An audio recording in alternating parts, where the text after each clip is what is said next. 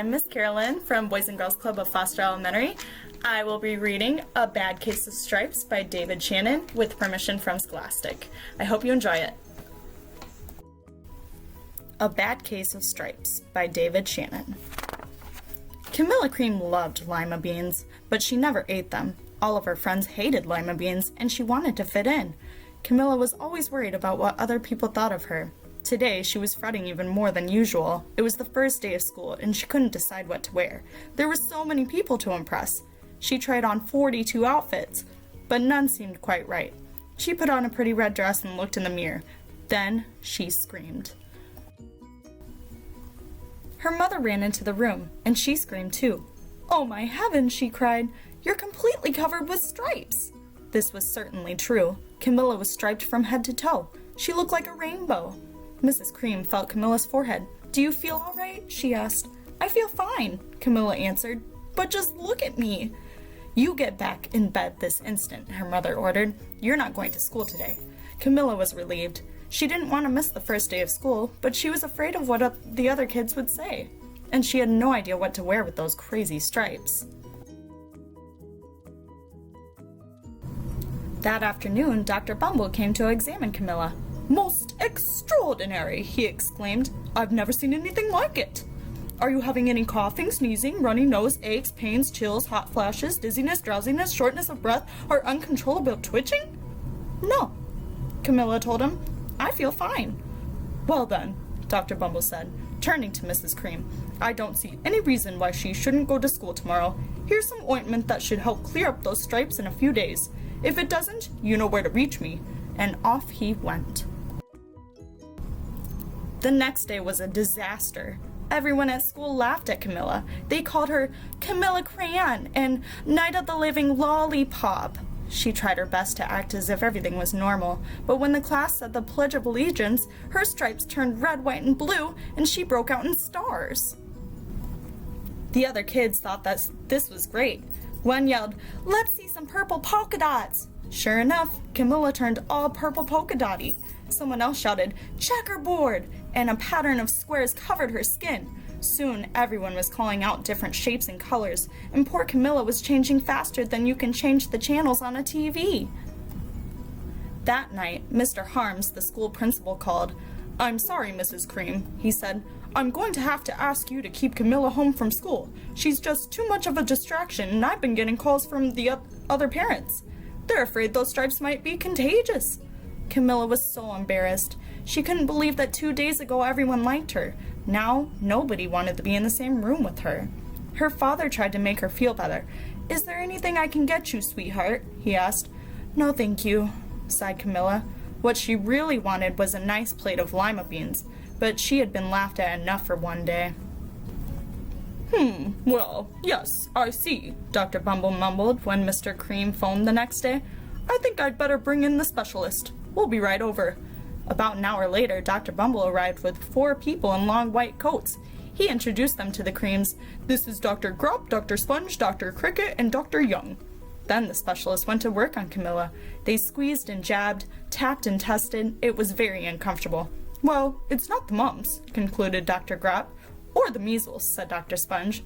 "Definitely not the chicken pox," put in Dr. Cricket. "Or sunburn," said Dr. Young. "Try these," said the specialist. They each handed her a bottle filled with different colored pills. "Take one of each before bed," said Dr. Grop. Then they filed out the front door, followed by Dr. Bumble. That night, Camilla took her medicine. It was awful. When she woke up the next morning, she did feel different. But when she got dressed, her clothes didn't fit right. She looked in the mirror, and there, staring back at her, was a giant, multicolored pill with her face on it. Dr. Bumble rushed over as soon as Mrs. Cream called. But this time, instead of the specialist, he brought the experts. Dr. Gord and Dr. Mellon were the finest scientific minds in the land. Once again, Camilla was poked and prodded, looked and listened to. The experts wrote down lots of numbers, then they huddled together and whispered. Dr. Gord finally spoke. "It might be a virus," he announced with authority. Suddenly, fuzzy little virus balls appeared all over Camilla. "Or possibly some form of bacteria," said Mr. Mellon. Out popped squiggly little bacteria tails. "Or it could be a fungus," added Dr. Gord. Instantly, Camilla was covered with different colored fungus blotches. The experts looked at Camilla, then at each other. "We need to go over these numbers again back at the lab," Dr. Gord explained.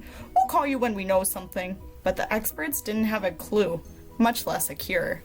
By now, the TV news had found out about Camilla. Reporters from every channel were outside her house telling the story of the bizarre case of the incredible changing kid. Soon, a huge crowd was camped out on her front lawn. The creams were swamped with all kinds of remedies from psychologists, allergists, herbalists, nutritionists, psychics, an old medicine man, a guru, and even a veterinarian. Each so-called cure only added to poor Camilla's strange appearance until it was hard to even recognize her.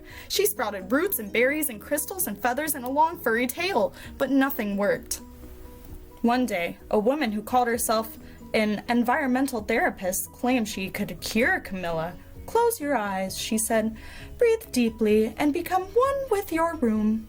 "I wish you hadn't said that," Camilla groaned. Slowly, she started to melt into the walls of her room. Her bed became her mouth, her nose was a dresser, and 2 paintings were her eyes.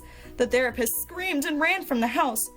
"What are we going to do?" cried Mrs. Cream. "It just keeps getting worse and worse." She began to sob. At that moment, Mr. Cream heard a quiet little knock at the front door. He opened it, and there stood an old woman who was just as plump and sweet as a strawberry. "Excuse me," she said brightly, "but I think I can help." She went into Camilla's room and looked around. "My goodness," she said with a shake of her head. "What we have here is a bad case of stripes, one of the worst I've ever seen." She pulled a container of small green beans from her bag. "Here," she said, "these might do the trick." "Are those magic beans?" asked Mrs. Cream. "Oh my, no," replied the kind old woman. "There's no such thing. These are just plain old lima beans. I'll bet you'd like some, wouldn't you?" she asked Camilla. Camilla wanted a big heaping plateful of lima beans more than just about anything, but she was still afraid to admit it.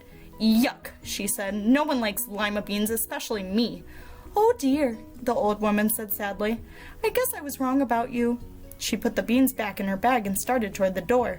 Camilla watched the old woman walk away. Those beans would taste so good.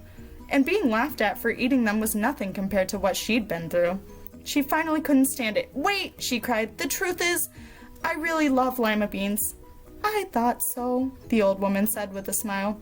She took a handful of beans and popped them into Camilla's mouth. Said Camilla. Suddenly, the branches, feathers, and squiggly tails began to disappear. Then the whole room swirled around. When it stopped, there stood Camilla, and everything was back to normal. "I'm cured!" she shouted. "Yes," said the old woman. "I knew the real you was in there somewhere." She patted Camilla on the head. Then she went outside and vanished into the crowd. Afterward, Camilla wasn't quite the same. Some of the kids at school said she was weird, but she didn't care a bit. She ate all the lima beans she wanted, and she never had even a touch of stripes again. I hope you enjoyed A Bad Case of Stripes by David Shannon. Thank you for checking out the Boys and Girls Club of the Fox Valley Virtual Club Read Aloud. Make sure to check the Facebook page for more fun activities.